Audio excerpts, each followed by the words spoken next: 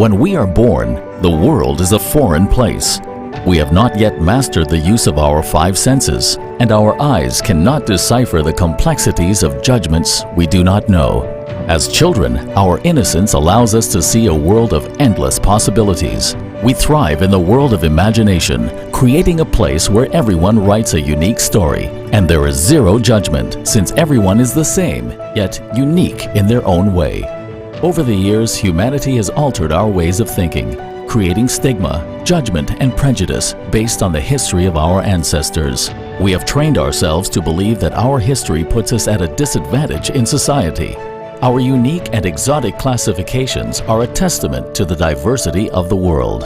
History doesn't have a future. It's set in stone. The possibility for change lies in our responsibility to know our self-worth, learning from the history, embracing and honoring our heritage, while educating, inspiring, and empowering others to see past what's in front of them to the power inside. It's not about what you look like.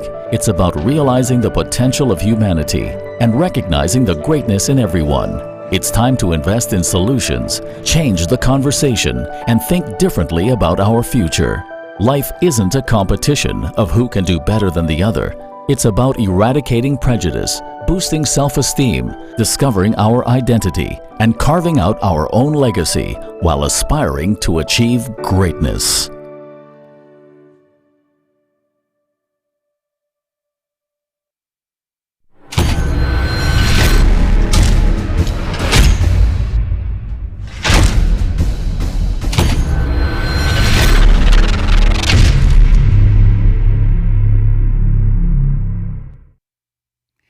Hello and welcome to the first official.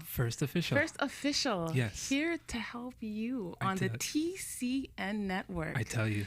Look at our upgrade. I tell you. Isn't that crazy? Last week, this time, it was the J. Cole intro. We'll be doing, of course, the 1-2-1-2. That's right. We don't have a 1-2-1-2. Can we even do that anymore? I think we can still do the 1-2-1-2, but there's no music. We have no rights to the song. We can't even do that anymore. So we need to think of something new. But since this is our first one, bear with us. We'll pick up some type of routine, I think, eventually. In order to do this. Okay, so our very first show, and I couldn't be happier. I don't think Dave could even be happier. Actually, this is all Dave. I'm going to have to give you credit for this one. Well, it's a joint effort. We have an esteemed guest with us today, and I don't even know where to start. Actually, you know what, Dave? I'm going to let you do the introduction for here. Oh, well, thank you. No problem. No, thank you very much. I'll let you do this one. We have a member of one of the most prominent political parties that our people could ever think of or even implement. Sister Thandiwe, how do you pronounce your last name for the audience? I know to pronounce it. Do you know how to pronounce it? Yes, I may be wrong, but I think so. Okay, go ahead. Hold on. All right. Chimurenga.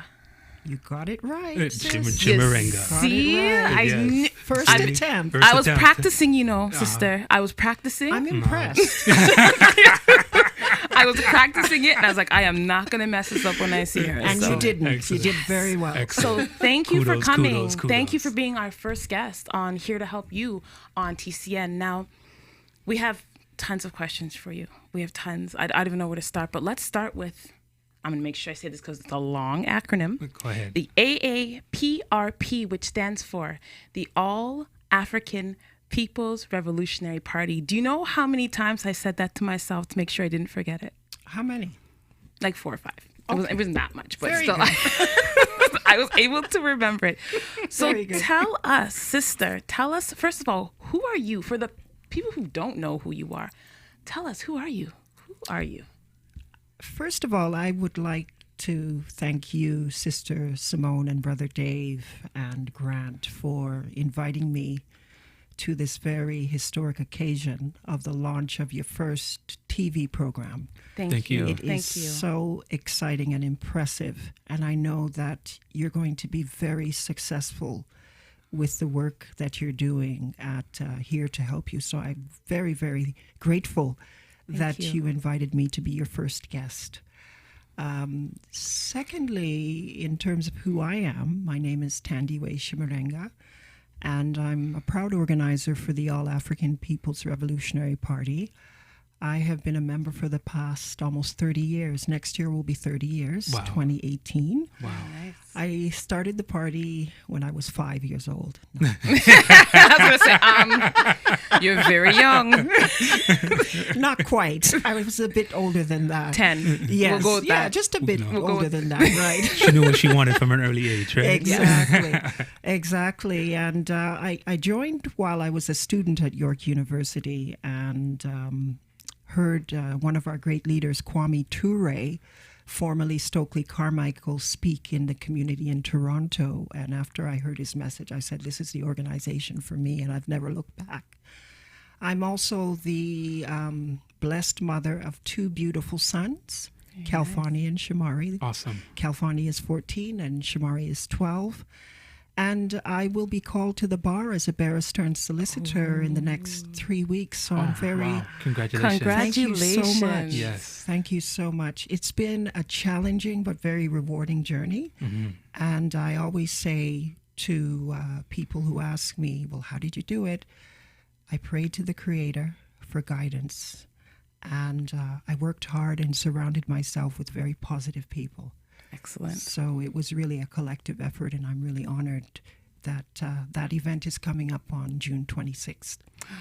Ooh, that's a very special day. Yes. Do you know why, Dave? Yes, I do know why. Why is that a special day besides the fact that our sister here is going to be getting her bar? Well, that is Sister Simone's birthday. Yay! Wow! Yes, it is. Yes, it is. That's amazing. I wish everyone could see our programmer's face right now. He's just like, really? So we'll have a double celebration, right, Sister Absolutely. Simone? It is necessary. I'm going to be the Absolutely. great age of 28. So There we go. There we go. I thought it was 25. it's actually 38, but it's okay. I'm scaling some years here. But you know what? It's funny because that's one of the questions I had for you. I was going to ask you a little bit later, but what was happening in your life when you joined at that part? Like usually people speak about this calling that they have when they make that kind of shift, because it sounded like there was a little bit of a shift. So what was going on with you during that time? You're absolutely correct. There was a shift going on in my consciousness as a Black woman, as an African woman. And one of the things that was happening, the intersection between me studying at university opened up my mind to ask a lot of questions about the world. Yes. Why were there inequalities between the rich and the poor? Why was there racism? And one of the things that really touched me was the issue of police violence in our community. And I distinctly remember a case that still rests in my spirit of a young brother by the name of Wade Lawson, who was killed by the police. And that evoked all kinds of emotions in my spirit, in my mind, my body. And I felt like I would like to do something to improve conditions in our community and make a contribution to making the world a better place. So it was a rising consciousness of the world around me and my responsibility to do something to fight against injustice. And it was motivated by love of all people, respect for people, and an understanding that each of us can make a difference in the world. Very good. Now, I know you do have a question. I haven't to follow up, but I'm going to let you go ahead. Go ahead. So, 1988, when you joined, you heard, of course, Brother Kwame Ture speak. Now, was this also his message at that point in time regarding now being a force for the community, being a force for our people at that point in time as well, which led to this inspiration? Absolutely. I had the honor and privilege of working very closely with Kwame Ture. And in fact, he stayed at our home for one weekend. And every day he would wake up in the morning and he would say to me, "Sis, what are we doing for the people today? It's a strong question. What are we organizing to benefit the community today?" Every day he would ask that question because he was very aware of his role and responsibility as not only a local leader, but an international force of leadership that many people, not just the African community, look to for leadership and guidance on issues to do with inequality of wealth or mismanagement of government leadership or whatever, the role of women and African women in particular. Right. So he was very cognizant of his role as a leader and a change maker. And that's what I remember about him. He was constantly organizing for change for not only the African community, but for other communities. Excellent. Speaking of that, I obviously did a little bit of research on you because I wanted to learn enough about you. I had questions, but I was like, I want to make sure I come in there prepared. So I found a quote. It was on the Cultural Workers Bureau website, which we'll talk about later. And the greatest lesson from Kwame Ture: honest and rigorous analysis of self and society is an essential requirement throughout the life journey of any individual who seeks to make a contribution to advancing humanity. Now, something that obviously as a mental health professional I've always spoke of and I speak very strongly of is knowledge of self. So that was one of the first quotes actually on that website. Tell me, this analysis of self, how did that begin with you? Because I'm thinking it probably happened around that same time that shift was happening, I'm guessing. So how was that for you? And kind of maybe talk about the barriers or some of the obstacles that came up when you were going through this shift. It's something that I went through, and it's different for every person. So I want to hear your experience with that. That's an excellent question. Yes, it intensified around the time that I entered university. I think it was building up in my early teen years, where I was asking a lot of questions. Why is it that there's racism? What can I do to counteract it? I think also I was asking a lot of questions about the role of religion and spirituality, having grown up going to church every Sunday, which is a very Black thing, a very African thing, where you dress up in your Sunday best and you go to church to receive the teachings of the Lord. And at that time, I was under teachings of Christianity and Jesus Christ, and I was even questioning that. So as I questioned those sort of external institutions like religion, even the education system, there was also an internal change going on in me as I was being fed the information. So when he speaks about honest and rigorous self-analysis, to me, that's the foundation of positive change as a human being. Having the courage to question yourself about your positions on a topic. Having the courage to ask for help when you need it. Absolutely. Whether it's to do with, a physical illness that you have, a mental illness, there is strength in asking for help. I can say that going through the bar process or the process of qualifying for a lawyer, I asked for help along the way. And that to me is a sign of strength. There's nothing wrong with asking for help. So yeah, that shift was taking place around that time. It was being fed by my own internal changes as well as external changes impacting on my consciousness. Excellent. So I do want to go, obviously we're going to go into a little bit more, but I know we have commercials coming up. So let's prep for what's going to be coming after the commercials. I know we're going to be looking a little bit deeper into the all African. I'm just going to say it because, listen, the acronym doesn't work for me. Just say it, sis. I practiced this. The All African People's Revolutionary Party. Yes. Awesome. No acronyms. I'm just going to say it because I always mess it up. So we'll be back, and when we come back, we'll be going into a little bit deeper about what this organization does and what it can do. All great leaders begin with a vision to start a movement, to make a real impact in society, communicating their message and aligning themselves with like-minded people to equip and inspire others to attain their vision.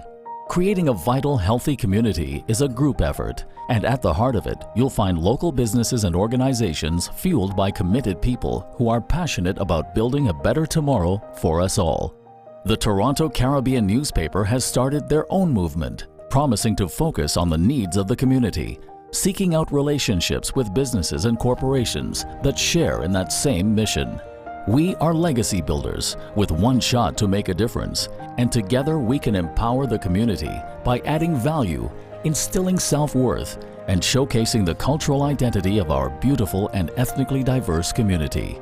As business leaders, we have a corporate responsibility to set the tone of our community with principles led by performance-focused results. By combining our reach, we can provide a platform to establish and share our contributions with the world. We are all people working for companies that are interested in building a better community, helping people stand tall and be proud of their culture. If anybody has ever done it, then you can too. We are all capable, and working together, combining our skills and resources, we can make a change and leave behind an unforgettable legacy.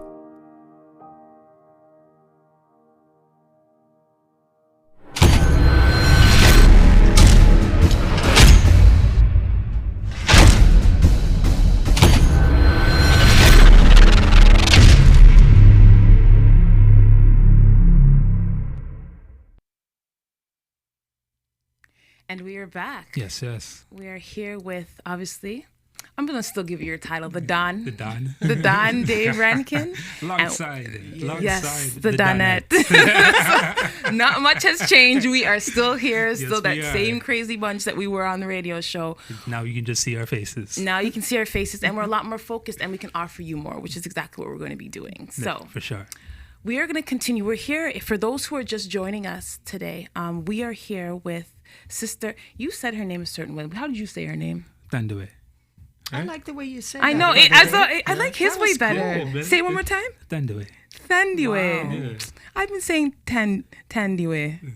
So I think we'll use yours. You sure? Yes. Well, we don't want to offend. No, Sister Thandiwe likes it. I like both of them. I'll take both of them. We're here with Sister Thandiwe from the All African People's Revolutionary Party. Yes, you said it right. Of course I did. I practiced it. I just didn't practice the acronym. There you go. And we are going to be learning more. We've been discussing kind of her, well, not kind of, we have been discussing her journey to this point and what she's been doing so far in the community. So we're going to go into a little bit more details. And I'm going to hand it over to Brother Dave because he likes to be quiet and we don't want that. We want to hear from Brother Dave. Why, thank you. You're welcome, Thank Brother you very Dave. much. So for the people out there who've never heard of the party, by all means, please describe the party, its founder, and so on and so forth, the aims that, of course, the party has been founded upon. Okay. I've been a member of the All African People's Revolutionary Party for 29 years, and it was founded in 1968 in Ghana. It was actually founded by the first president of Ghana, Dr. Kwame Nkrumah. Okay. And just to give you a brief history, at that time, our motherland, Africa, was in the heights of fighting against colonization. Mm-hmm. We had various European countries who were literally stealing our lands, like France, Britain, Portugal, and so on. And so our people, quite rightly, were fighting to get their land back. And so Kwame Nkrumah was a force to be reckoned with in terms of organizing to help unify Africa at that time and to fight against the colonization of our land.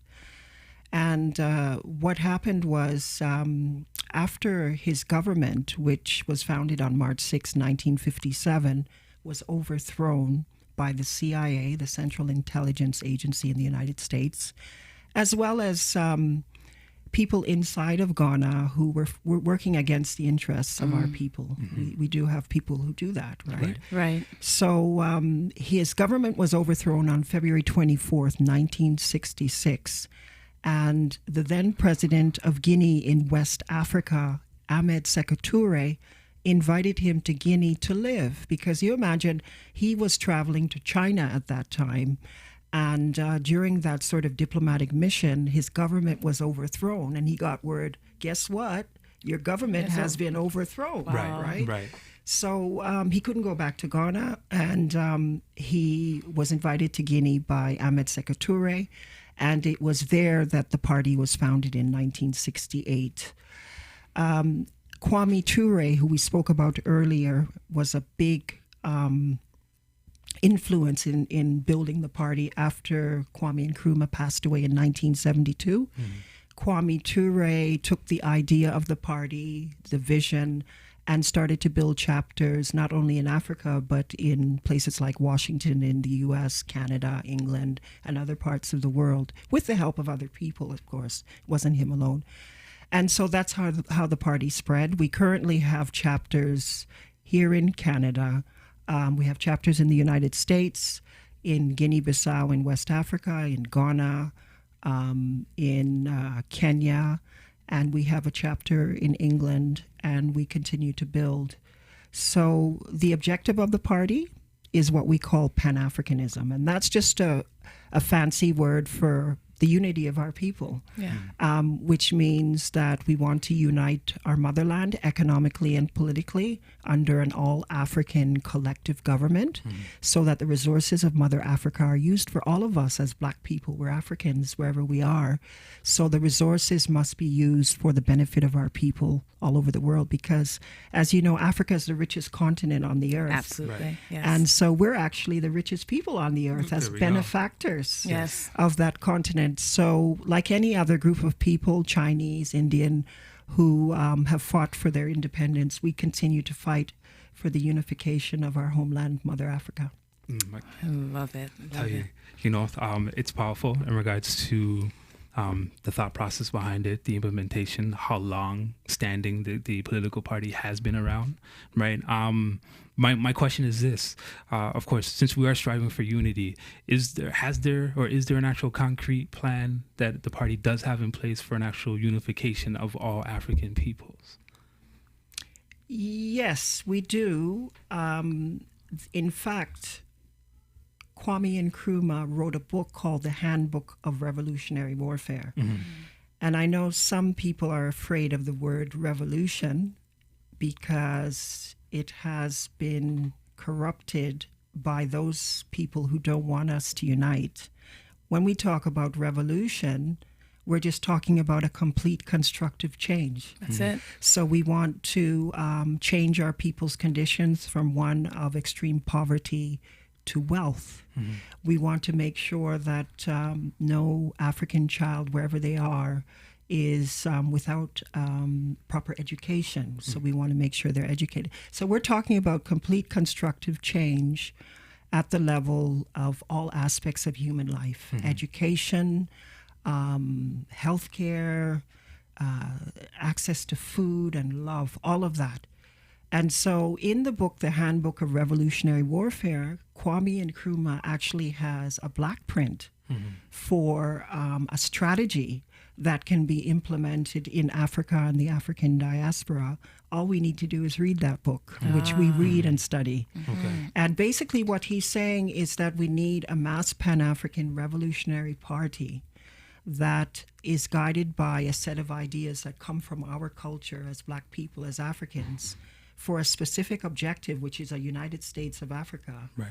And we have these chapters all over the world to fight against the system that is exploiting us, which we call capitalism. Yes. Very, very nice. Two other authors definitely have share the same ideals. Chancellor Williams, at the back of the book, Destruction of Black Civilization, and as well as Dr. Amos Wilson as well, yes, who wrote The Blueprint, which is phenomenal work. By means, for those who are interested, please add those books to your library. Can you say those books again one more time, just so everyone... Of course. The Destruction of Black Civilization by Chancellor Williams, and as well as The Blueprint for Black Power by Dr. Amos Wilson. And sister, the book by Dr. Yes, by Dr. Kwame Nkrumah. The book is called Handbook of Revolutionary Warfare, and he refers to the mental transformation that's necessary. It's not about taking up arms physically, right? But the mindset of our people has to change. Of course. So that's where that book goes. Okay, and where did he find in that book? Where did he see the biggest issue with that being? Why? I guess my question is, why have the advancements of African people not been stronger, not been greater? What is holding us back so much? What is it? Why? Because we have these blueprints. We have blueprints from these esteemed writers, these esteemed doctors. They're knowledgeable. They're cultured. They know. Why, with all of this knowledge, have we still not gotten to where we should be? This is a very important question, Sister Simone. I think my starting point in answering that question would always be to acknowledge and recognize the outstanding contributions our people have made so far. Mm-hmm. Yes. And let me give you one example. We recently commemorated African Liberation Day on May 27th. Yes. One of the things we presented to our people during the PowerPoint presentation is that when you study the history of our homeland, Africa, and you go back to 1958, remember, we were fighting against colonization of our lands. That's that right. was the height of the fight to get our land back and our resources. And so Kwame Nkrumah had convened a meeting in Accra, Ghana, and at that time we had 8 independent African states who had successfully pushed out the people who were taking our land away from us at that time. Now, within 5 short years, that number went from 8 to 32 independent African states. Okay. Now, which other people within the space of 5 years have achieved independence of 24 states? If you do the math, from 8 in 1958 to 32 in 1963, which is only one example of the brilliance and the organizing of our people in Africa, not to mention the organizing and the brilliance of our people outside of Africa. So I like to start from the basis of the outstanding contributions we've made, not only to our own history, but to world history. After all, we are the original people. Absolutely. We were the first that the Creator put on this earth. So our history is the oldest history or her story. That's right. So getting back to your question about what is it that has sort of slowed down our progress, one of the main issues that we have as a people is that we still suffer from the colonization of our minds. Bob Marley says, what does he say? He says, emancipate yourselves from mental slavery. That's None right. but ourselves can free our minds. That's true. And so that is the biggest obstacle, because Steve Biko, I'll quote from him, one of our great leaders in South Africa, he reminds us that the greatest weapon in the hands of the oppressor is the minds of the oppressed. So the greatest challenge that we have is to free our minds from the colonization, from the inferiority complexes that many of us face about who we are.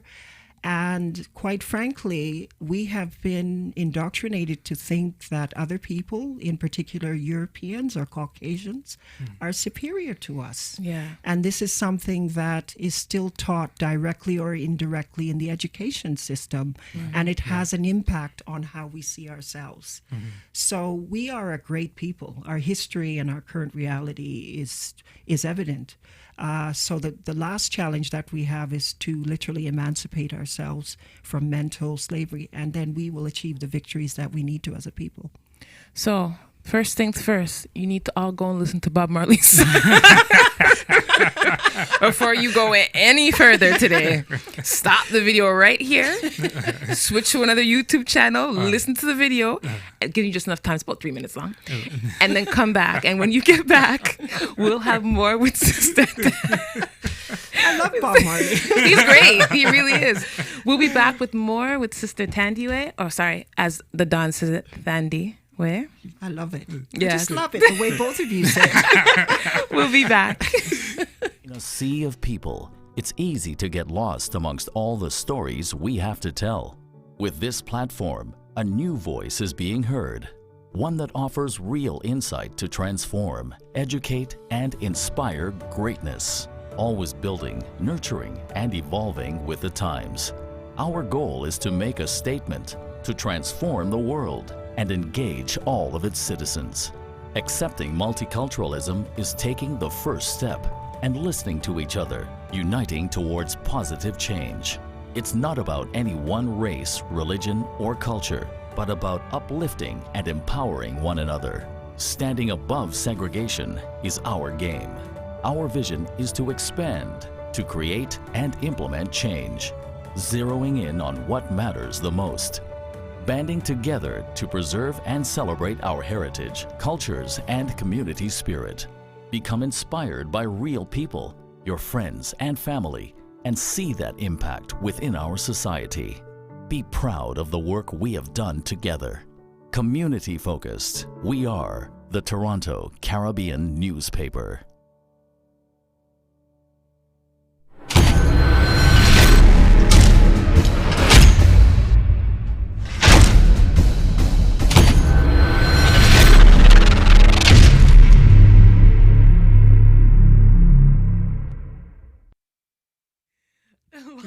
Welcome back. Welcome back. You had so you didn't have 3 minutes. You had like a minute, but hopefully you were able to hear the song. If you're just joining us, at least get to that part in the song, right? Hope you can press pause on that YouTube video now, come back here, and then on our next commercial break, you can go back to the video and listen to it, okay? For sure. But we were just talking about emancipating ourselves from mental slavery. I had asked Sister Thandiwe about what her thoughts were about our progression, and she made an excellent point. She said, what we need to do first is to recognize the achievements that we've already had, and from there we can move forward. And you know what, once you said it, I was like, you know what, that is true. Like, I think I think it's natural for me, I'm very hard on myself when it comes to certain things. So I think maybe that's kind of how I look at a lot of things. I'm hard on us as people. I know we're doing well, but I just think we can do so much better. I agree. That's what it is. Like, I know we're doing well. I know we've come a long way. Yes, we have. But we can do so much more. And I see a lot of self-defeating actions every day.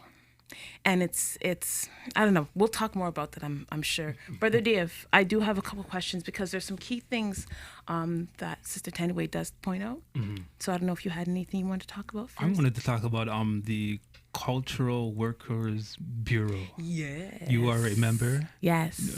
I believe you've been a member for quite some time, and that allowed you to go ahead and travel as well as being a speaker. Yes. Give the people a little bit more insight in regards to the Cultural Workers Bureau, who they are, what they are, how long you've been on board, and by means, if there are any opportunities for those who may be interested in joining the Bureau as well, and how something like that can come about. Okay, the Cultural Workers Bureau is a structure of the All African People's Revolutionary Party.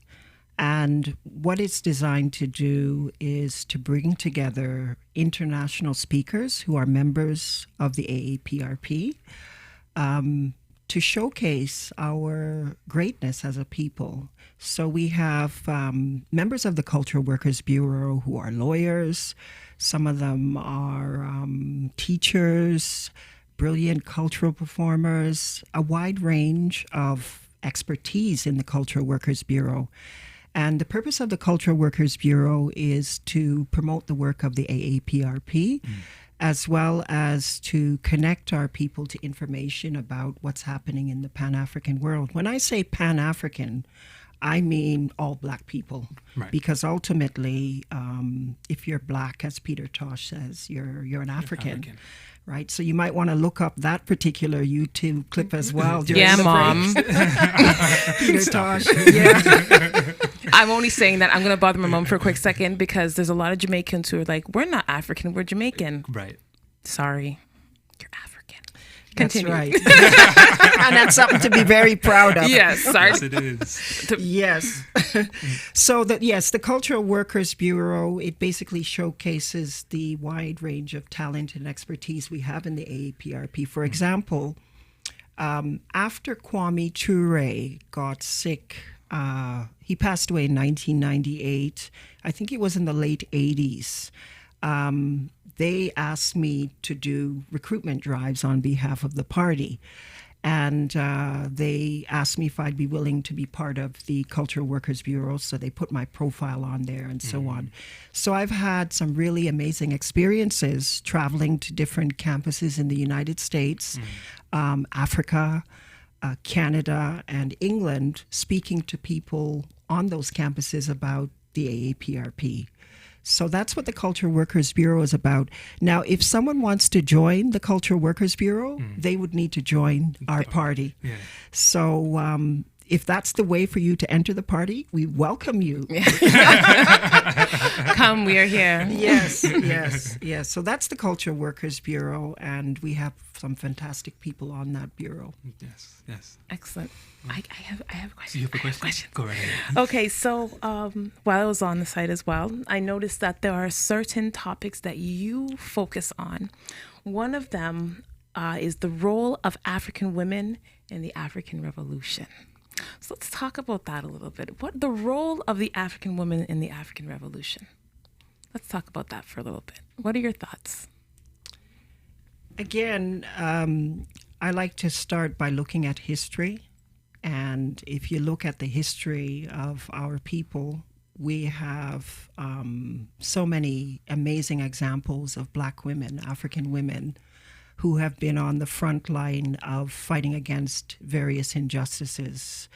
In the United States, there are people like Harriet Tubman, who we hear of, Sojourner Truth.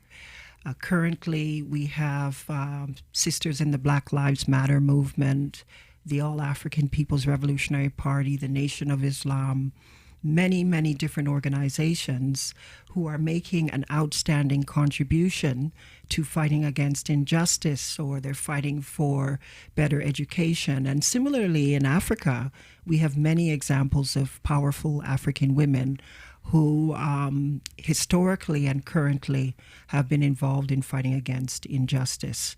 So when we talk about the role of African women or Black women in the revolution, it's first of all saying that each and every one of us has greatness within us. Absolutely. And we each have a contribution to make as mothers, as educators, as caregivers, whatever our day-to-day task is. We have a responsibility to use the gift that the Creator has given us to make the world a better place. And that's something we've been doing for a long time.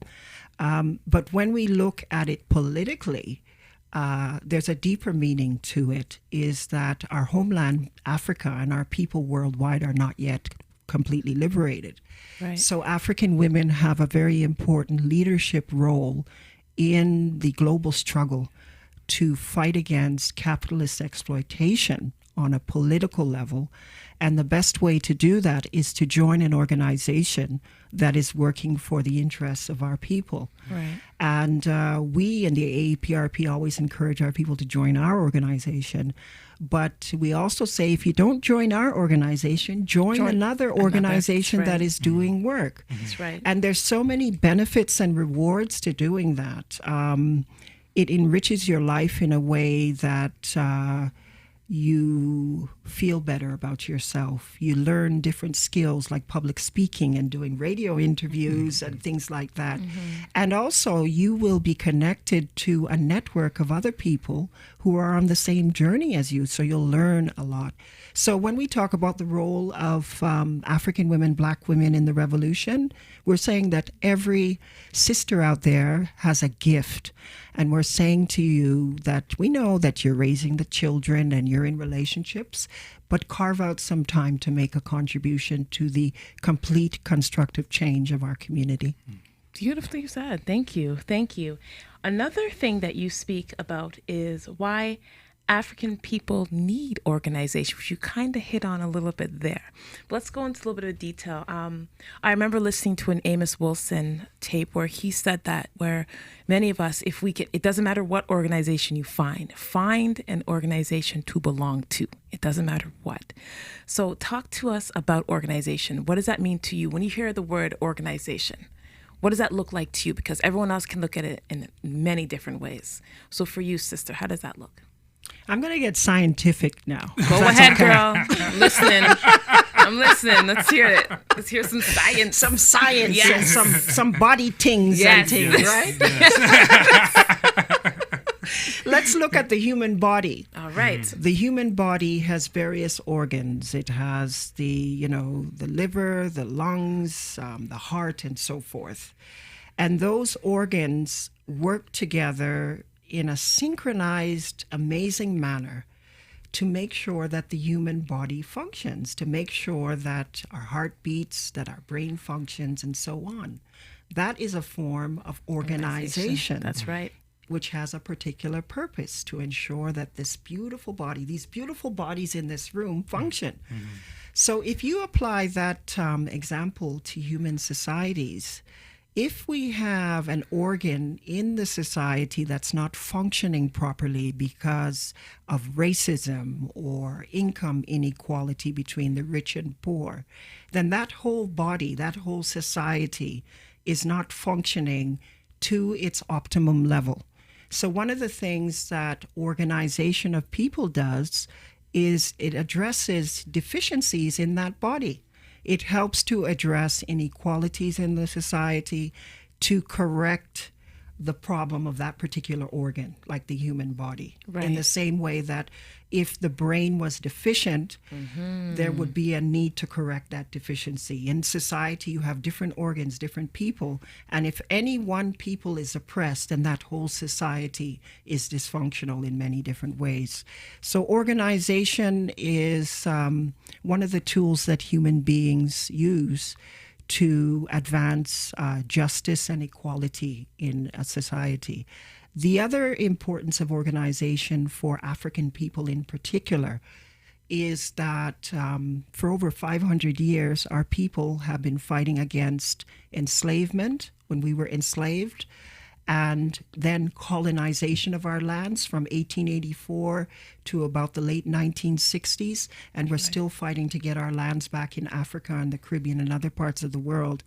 And we still have a system, a global system called capitalism. That's right. In which we can see that the inequalities between the rich and the poor are growing. Look at Canada, for example. Right. We hear time and again that the gap between the middle class and the upper class is growing. But think about the working class people, how much that gap is. Is growing, right? So organization is an important tool to help fight against this exploitative system in which the world's resources are being concentrated in the hands of fewer and fewer people.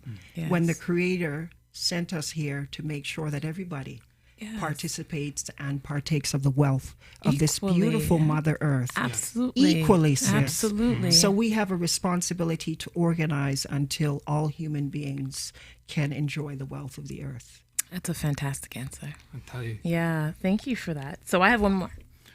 You want to go ahead and finish off your round? I want to finish up my little bit. Go ahead. Okay, thank you, Brother Dave. All right, so. That was so kind of you, Brother Dave. Not nice, kind. It makes for a happy atmosphere. Yes, I see that. So Pan-Africanism is the only permanent solution to African people's problems. That was the third bullet point that I saw. Explain what you mean by that. It sounds a bit, you guys think you have the permanent solution. Yes, right. And you know what? I will say this. We probably won't be able to go into detail about it, but I want you to just at least start us off before we have to take a break. Okay. Well, Pan-Africanism is about the unity of our people, the unity of African people, Black people around the world, with a focus on the unification of our homeland, Mother Africa.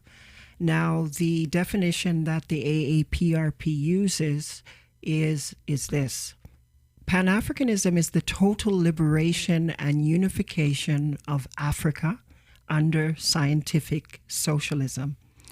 And we understand that that is an objective that our people have been organizing to achieve for decades, if not centuries.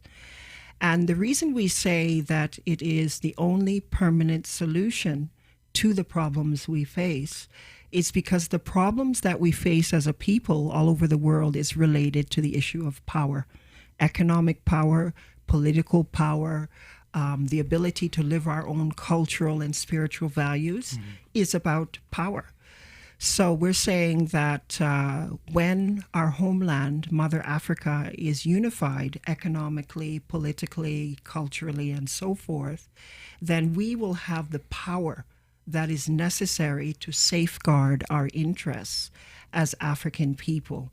And we will use that power in a responsible manner. If you look at what's happening in Africa today, Africa is still under capitalist domination. Right. There are still large gaps between the rich and poor in Africa because of the structure of capitalism and the interests of the people, the corporations who are maintaining the system. So we're saying that when Africa is under the control of our people, for the benefit of our people, then we will have the power to make sure that everybody has land, to make sure everybody has housing, and the other things I mentioned earlier. That's right. So we're talking about a permanent solution as opposed to a temporary solution in which, decades from now, we revert back to the same problems. Got it. Okay. So I ran a little bit over, but that was my fault. I blame myself. I shouldn't have asked that yet. It's too late now, sis. It's too late. It's too late. I've already ruined it. We will be back in a few minutes, and we're going to end with Sister Thandiwe as she tells us what we can do going further with our community and what else is happening. When we are born, the world is a foreign place. We have not yet mastered the use of our five senses, and our eyes cannot decipher the complexities of judgments we do not know. As children, our innocence allows us to see a world of endless possibilities. We thrive in the world of imagination, creating a place where everyone writes a unique story, and there is zero judgment, since everyone is the same, yet unique in their own way.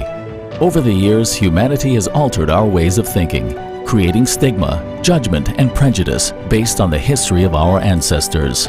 We have trained ourselves to believe that our history puts us at a disadvantage in society. Our unique and exotic classifications are a testament to the diversity of the world. History doesn't have a future. It's set in stone. The possibility for change lies in our responsibility to know our self-worth, learning from the history, embracing and honoring our heritage, while educating, inspiring, and empowering others to see past what's in front of them to the power inside. It's not about what you look like. It's about realizing the potential of humanity and recognizing the greatness in everyone. It's time to invest in solutions, change the conversation, and think differently about our future. Life isn't a competition of who can do better than the other. It's about eradicating prejudice, boosting self-esteem, discovering our identity, and carving out our own legacy while aspiring to achieve greatness.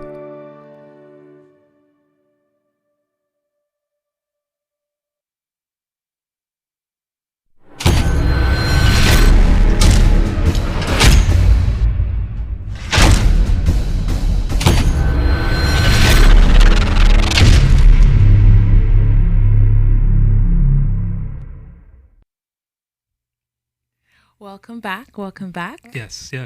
Welcome. Do you want to say something, Don? You've been very quiet again. No, very quiet. I've been an active listener.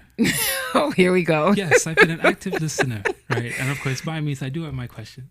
Okay, that's good. You've been quiet, though. No, not quiet. An active listener. Okay, no problem. So listening is very important. It's extremely, and it's something. It's a skill that not a lot of people. It's actually twice more important.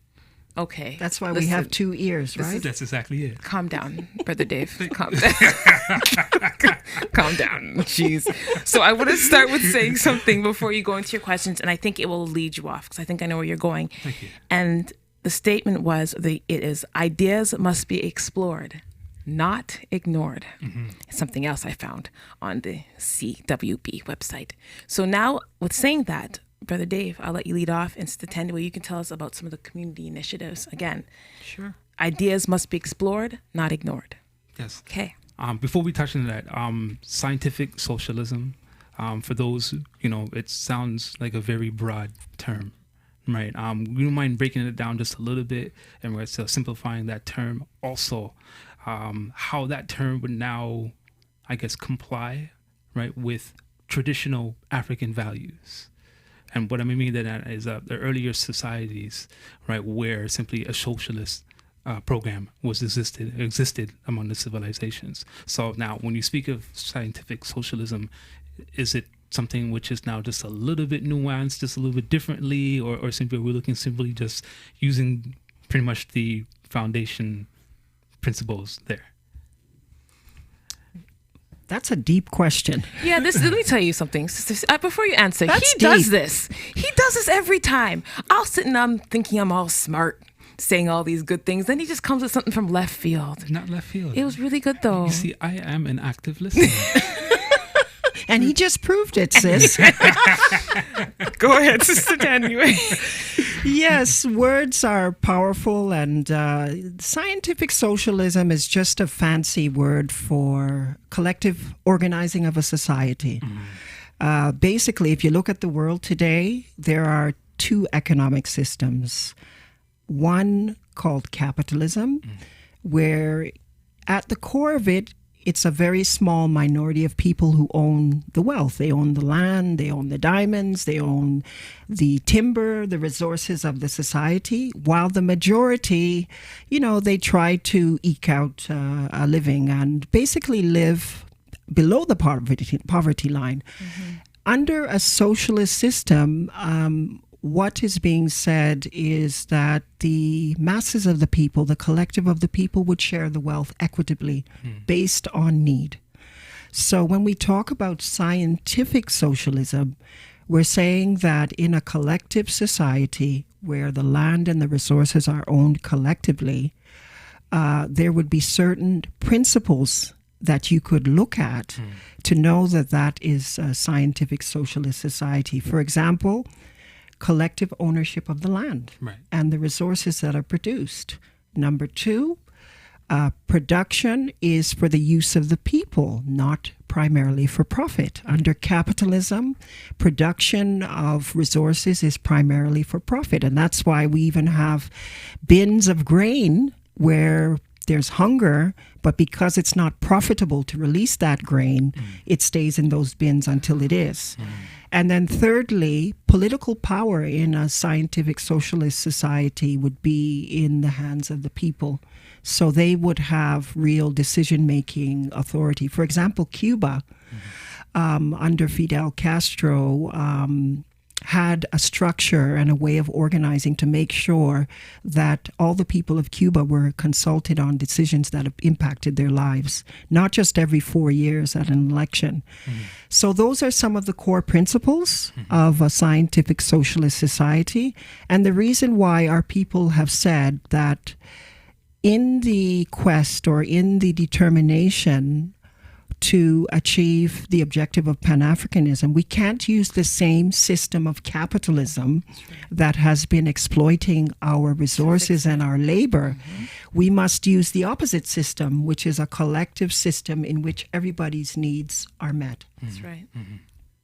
Excellent. Yes. Did that answer your question, Brother Dave? Why, thank you very much Okay. for allowing me to ask the question. Thank you so much for your response. You're very welcome, Brother Dave. Now, of course, briefly, just before the break, we want you to go ahead and introduce the number of community outreach programs that you are involved with.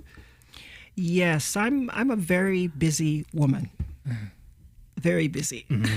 So not only am I a member of the All African People's Revolutionary Party, but I'm a proud member of Tabo Know Institute. Okay.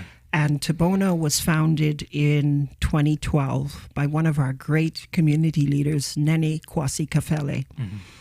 And when Nene went to our community in 2011 and I heard about Tabo Know, I said, yes, this is the organization that I want to be a member of in addition to the AAPRP. And the focus of Tabo Know is on research, public policy, and capacity building in our community. Okay.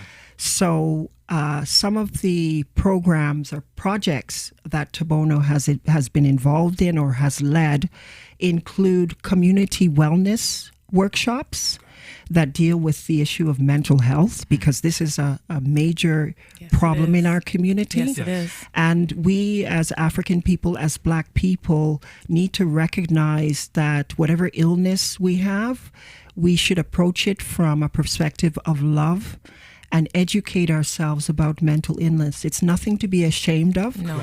We shouldn't make it a taboo or a stigma if someone we know or even ourselves has an issue to do with mental health. Right. We're living in very stressful times, and there are many people out there who suffer from things like depression. And there's nothing to be ashamed of. That's right. And I would add that, as I said previously, it is a sign of strength to seek help for mental illness and not bury it under the rug and pretend it doesn't exist. So I would encourage people in our community and other communities who are listening, if you or a family member is suffering from mental health, get help. Yes. There is help available. Yes. And we must continue to show love and compassion to each other when we're dealing with the issue of mental health. So we've had health and wellness workshops led by Tabo Know. One of the more recent projects we've taken on is in relation to, I don't know if you've heard of the Black Experience Project. I have. Yes. Yeah, that project was started by Environics Institute about 7 or 8 years ago. And what it involves and still involves was to do surveys or questionnaires about the lived experience of our people in the Greater Toronto area. And 1,504 people from our community, including myself, did the survey. And what's exciting is that the data, the information from that survey is now being compiled into a report. And that report will be released to our people. So Tabo Know has played a very important leadership role in terms of advocating on behalf of our community around some concerns we had about the way the data was being collected and around some issues to do with disrespect and potentially anti-Black racism that was happening behind the scenes. Okay. And so Tabo Know has been in the forefront of that. We're also planning to do a research forum around September 4th to educate our people about that Black Experience Project and how we can use the data for things like combating mental health issues, for education purposes, and other issues that are affecting our people. So that forum is coming up on September 4th. There is a collective impact, large-scale project underway that deals with the whole issue of poverty in our community. Okay. That's something that Tabo Know and various other organizations are involved in. And I want to mention the great work that these other organizations who've been working with Tabo Know, such as the African Canadian Legal Clinic, the All African People's Revolutionary Party. We have Black Cap that deals with the issue of AIDS and HIV and that type of thing. Okay. And there's a whole host of other organizations behind the scenes who've been working in an African Canadian working group on those particular issues.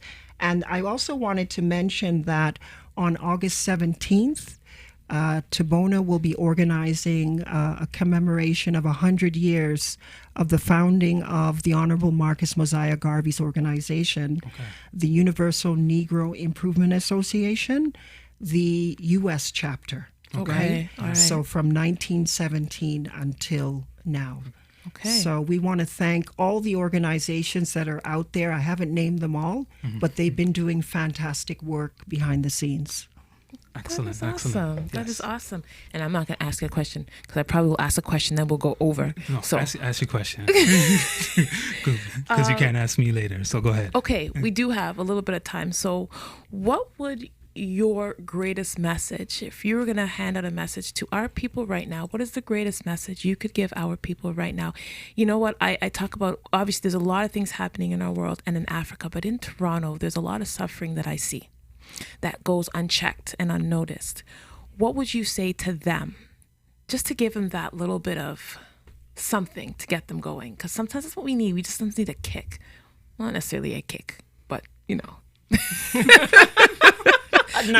maybe a kick was a little harsh. She was very Jamaican, very aggressive. Very aggressive. How about a nudge in the right direction? That is such a deep, powerful question, sis. You have a minute and 45 seconds to answer it. I'll do my best.